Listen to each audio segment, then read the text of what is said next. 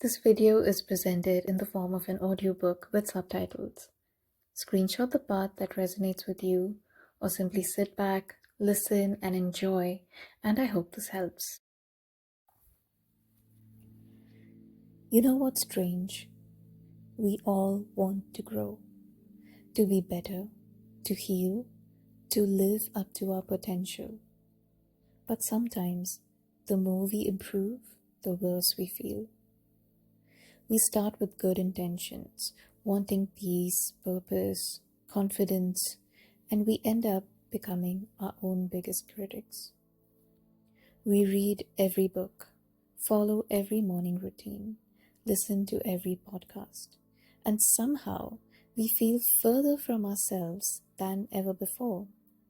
Because here's the truth: self-improvement easily becomes self-rejection when you start from the belief that you're not good enough.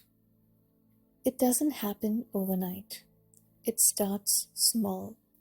You skip journaling one day and suddenly you feel guilty. You wake up late and your inner voice says, "You'll never be disciplined." You feel sad and you immediately think, "What's wrong with me? I thought I healed this." That's not growth.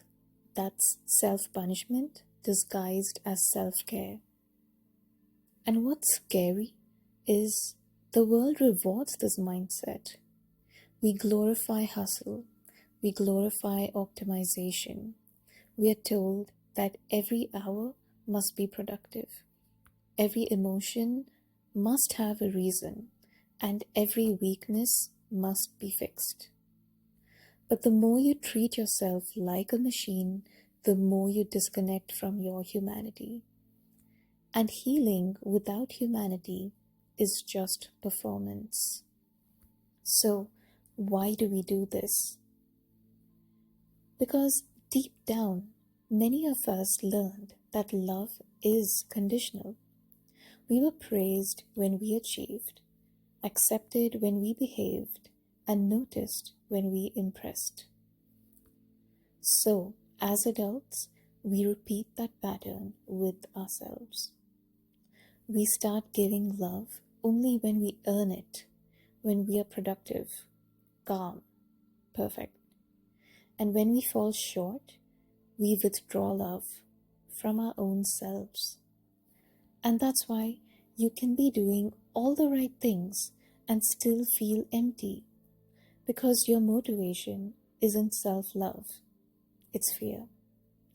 Fear of not being good enough, fear of being left behind, fear of being ordinary.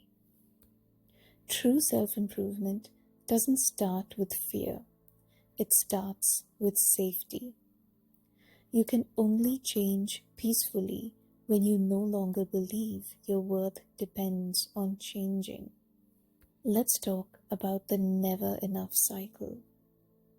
You start improving yourself because you feel low. You feel low because you are comparing. You compare because you secretly feel behind. And that feeling of being behind pushes you to fix yourself even more, which leads to burnout, frustration, and eventually quitting everything. And then, what do? You restart the cycle. This time, I'll be consistent. But consistency doesn't come from hating who you are.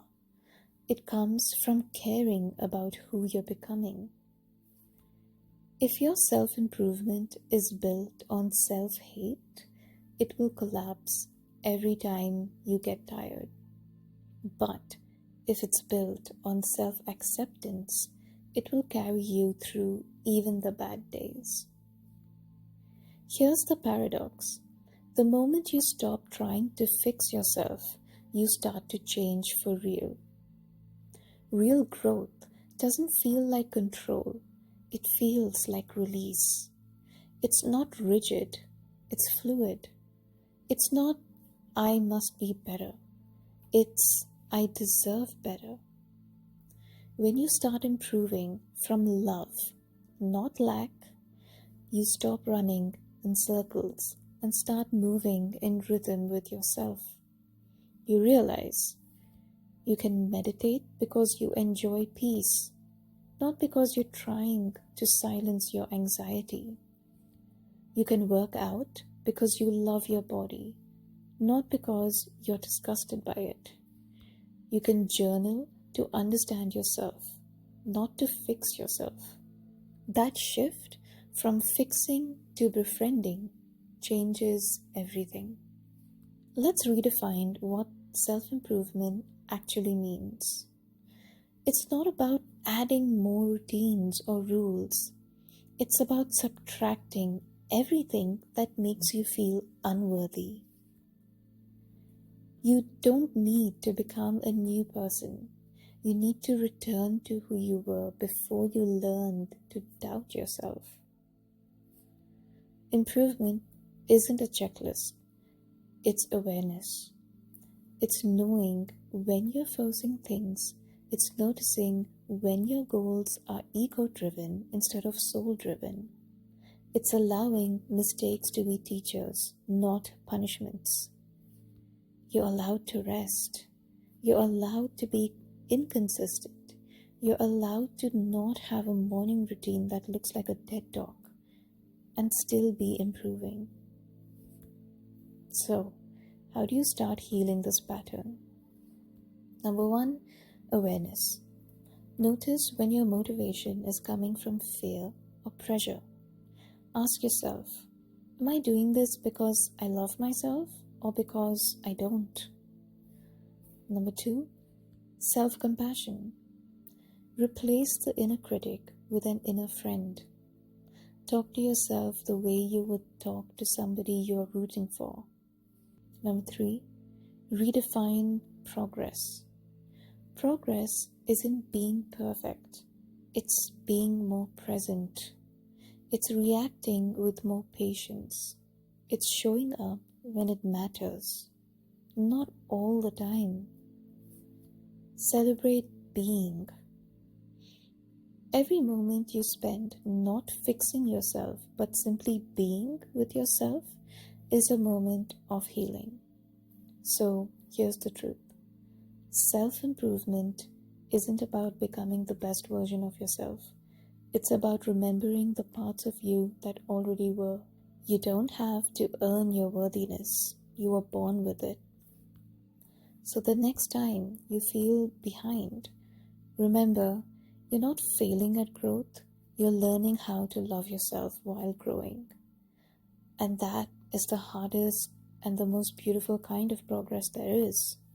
And if this message found you today, maybe it's because you needed permission to just breathe, to just exist without trying to improve anything. Because maybe, for once, you don't need another plan. You just need peace.